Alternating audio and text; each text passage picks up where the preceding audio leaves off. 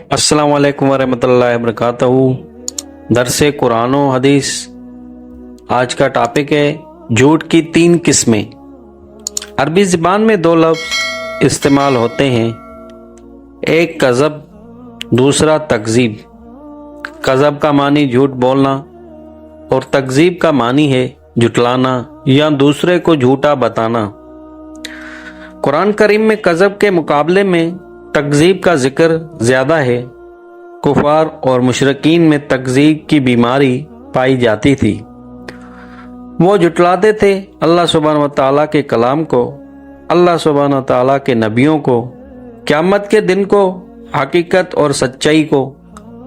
इस अमर में किसी मोमिन को शक ही कैसे हो सकता है कि तकज़ीब और कज़ब दोनों बदतरीन जुर्म हैं। दोनों में फ़र्क ये है कि अल्लाह सुब्हानहू व तआला और उसके रसूल की तकज़ीब तो बिला ताख़ीर कुफ्र है। अलबत्ता कज़ब की हर सूरत को कुफ्र नहीं कहा जा सकता। अहले इल्म ने कज़ब की 3 किस्में बयान की हैं। पहली किस्म है कज़ब अल्लाह, यानी अल्लाह सुब्हानहू व तआला पर झूठ बोलना। मुशरिकीन और यहूद व अंसार के मुतअद्दिद ऐसे नज़रियात और अक़वाल पेश किए जा सकते हैं जिनकी बुनियाद कज़ब अल्लाह पर थी, यानी वो अल्लाह सुब्हानहू व तआला की तरफ किसी ऐसी बात की निस्बत कर देते थे जो अल्लाह सुब्हानहू व तआला ने इरशाद नहीं फरमाई थी। मिसाल के तौर पर यहूद को जब ईमान कबूल करने की दावत दी जाती तो वो भी कहते हैं कि हमसे अल्लाह सुब्हानहू व तआला ने यह अहद लिया है कि हम किसी रसूल पर उस वक्त तक ईमान न लाएं जब तक कि वो ऐसी नज़र हमारे सामने पेश ना कर दे जिसे आसमानी आग कहा जाए। ज़ाहिर है ये महज कटहज्ती और अल्लाह सुब्हानहू व तआला पर बहतान तराशी थी। उनमें उस किस्म का कोई अहद नहीं लिया गया था। चुनाचे उनसे इल्ज़ामी तौर पर सवाल किया गया कि मुझसे पहले कई रसूल वाज़े दलाइल के साथ और तुम्हारे मतलूबा मौज़ा के साथ आ चुके हैं, आखिर तुम उन पर ईमान क्यों नहीं लाए? अगर तुम्हारे ईमान लाने में बड़ी रुकावट ऐसी नज़र और कुर्बानी का पेश ना करना है जिसे खिलाफ आदत आसमान से उतरने वाली आग कहा जाए, तो फिर उन अंबिया पर तुम्हें ज़रूर ईमान लाना चाहिए था जिन्होंने ये मौज़ज़त तुम्हें दिखाया था।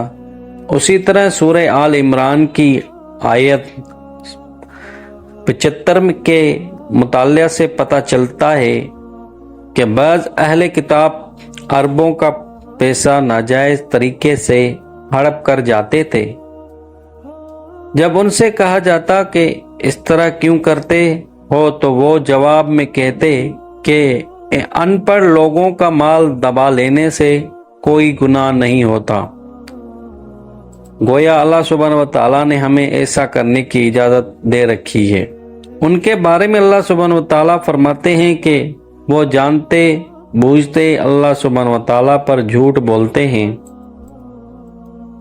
झूठ की दूसरी किस्म है कज़ब अल रसूल, यानी अल्लाह सुब्हानहू व तआला के रसूल पर झूठ बोलना। कल भी ऐसे लोगों की कमी नहीं थी और आज भी उस किस्म के लोग बेशुमार हैं जो अपने ज़ाती ख्यालात व नज़रियात या इधर उधर से सुनी हुई बातों की निस्बत हज़ूर अकरम सल्लल्लाहु अलैहि वसल्लम की तरफ बिला झिझक कर देते हैं। हैरत होती है कि बाज़ वाइस और खतीब हजरात बरसर मंबर उस किस्म की गलत बयानी के मुर्तकब होते हैं।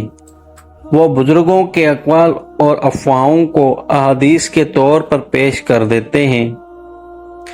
मुलाशुबा इनमें से बाज़ अक़वाल बड़े इबरत अफरोज़ और नसीहत आमूज होते हैं, लेकिन किसी भी कौल या अमल को ख्वाह वो कितना ही खूबसूरत क्यों ना हो, नबी करीम सल्लल्लाहु अलैहि वसल्लम की हदीस या सुन्नत करार देना इतना बड़ा गुनाह है कि उसका इर्तिकाब करने वाले को दोज़ख की वईद सुनाई गई है। तिरमिज़ी में हज़रत मुगीरा बिन शुअबा रज़ियल्लाहु अन्हु से रवायत है कि रसूल अकरम सल्लल्लाहु अलैहि वसल्लम نے فرمایا، جو شخص جان بوجھ کر مجھ پر جھوٹ بولتا ہے اسے چاہیے کہ وہ اپنا ٹھکانہ دوزخ میں بنا لے۔ جھوٹ کی تیسری قسم انسانوں کا آپس میں جھوٹ بولنا۔ اس کی بھی دو قسمیں ہیں۔ عمل میں جھوٹ، یعنی انسان کا عمل اس کے قول کی تصدیق نہ کرے، وہ زبان سے کچھ کہے جبکہ اس کا عمل کسی اور بات کی چگلی کھاتا ہو، اسی طرح اس کا باطن بھی ظاہر کے مطابق نہ ہو۔ منافقت اسی کو کہتے ہیں۔ سورہ منافقوں میں اللہ سبحانہ و تعالی اپنے حبیب صلی اللہ تعالیٰ علیہ وآلہ وسلم سے خطاب کرتے ہوئے ارشاد فرماتے ہیں، منافق جب آپ کے پاس آتے ہیں تو کہتے ہیں، ہم گواہی دیتے ہیں کہ آپ اللہ سبحانہ و تعالیٰ کے رسول ہیں۔ ظاہر منافقوں یہ کہنا حقیقت اور واقعے کے مطابق تھا، لیکن چونکہ ان کا یہ اقرار نہ تو قلبی نظریات کے مطابق تھا اور نہ ہی ان کا عمل ان کے اقرار کی گواہی دیتا تھا، اس لیے اللہ سبحانہ و تعالیٰ نے فرمایا، اللہ سبحانہ و تعالیٰ خوب جانتا ہے کہ آپ کو اللہ سبحانہ و تعالیٰ کے رسول ہیں، لیکن ساتھ ہی اللہ سبحانہ و تعالیٰ اس بات کی گواہی دیتا ہے کہ منافق جھوٹ بولتے ہیں۔ آپس میں جھوٹ بولنے کی دوسری قسم قول میں جھوٹ بولنا، جو کہ مسلمان کی شان سے بہت بعید ہے۔ ہمارے آقا حضرت محمد مصطفیٰ صلی اللہ تعالیٰ علیہ وآلہ وسلم نے جھوٹ بولنے کو منافق کی نشانی بتایا ہے۔ جھوٹ اور جھوٹے کی مذمت کے بارے میں آپ نے جو کچھ فرمایا ہے اس میں سے چند ارشادات درج ذیل ہیں۔ ابو داؤد علیہ السلام میں حضرت ابو امامہ رضی اللہ عنہ سے روایت ہے، حضور اکرم صلی اللہ تعالیٰ علیہ وآلہ وسلم نے فرمایا، میں اس شخص کو جنت کے وسط میں جنت کی ضمانت دیتا ہوں جو کسی صورت بھی جھوٹ نہیں بولتا، خواہ مذاق میں ہی کیوں نہ ہو۔ صحیح بخاری میں ہے کہ آپ نے فرمایا، اگر تاجر بائع و مشتری سچ بولیں اور عیب واضح طور پر بیان کر دیں تو ان کی تجارت میں برکت دی جائے گی، اور اگر وہ عیب چھپائیں اور جھوٹ بولیں تو ان کی تجارت میں برکت ختم کر دی جائے گی۔ صحیح بخاری میں حضرت ابن مسعود رضی اللہ عنہ سے روایت ہے کہ نبی کریم صلی اللہ تعالیٰ علیہ وآلہ وسلم نے فرمایا، تم پر لازم ہے کہ سچ بولو، کیونکہ سچ نیکی کی طرف لے جاتا ہے اور نیکی جنت تک پہنچا دیتی ہے۔ انسان سچ بولتا رہتا ہے یہاں تک کہ اللہ سبحانہ و تعالیٰ کے ہاں اللہ سبحانہ و تعالیٰ کا صدیق لکھ دیا جاتا ہے،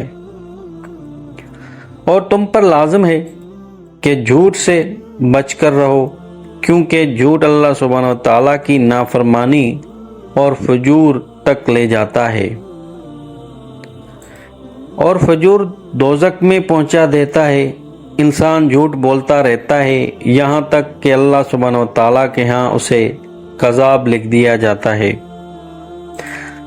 بعض لوگ ہنسانے کے لیے جھوٹ بولتے ہیں۔ ایسے لوگوں کے لیے ابو داؤد کی حدیث میں 3 بار فرمایا گیا ہے، ویل لہو ویل لہو ویل لہو، ان کے لیے خرابی ہے، خرابی ہے، خرابی ہے۔ ایسے لوگوں کو بھی کمی نہیں جو اپنا قد بڑھانے کے لیے جھوٹ خواب سناتے ہیں۔ ان کے بارے میں صحیح بخاری میں ہے کہ انہیں قیامت کے دن بالوں میں گرہ لگانے کا حکم دیا جائے گا۔ ظاہر ہے وہ ایسا نہیں کر سکیں گے۔ نبی کریم صلی اللہ تعالیٰ علیہ وآلہ وسلم کے ان ارشادات اور وعیدوں کے باوجود مسلمانوں کی زندگی میں جھوٹ عام ہو چکا ہے۔ تجارت ہو کہ سیاست، صحافت ہو کہ عدالت، ہر جگہ جھوٹ کا چلن ہے۔ بعض لوگوں کا طرز زندگی دیکھ کر یہ معلوم ہوتا ہے کہ جھوٹ کے بغیر زندگی گزارنا محال ہے، حالانکہ اللہ سبحانہ و تعالیٰ نے ہر قسم کی برکت اور راحت سچائی میں رکھی ہے۔ اللہ سبحانہ و تعالیٰ ہمیں جھوٹ سے بچنے اور سچ بولنے کی توفیق عطا فرمائے، آمین۔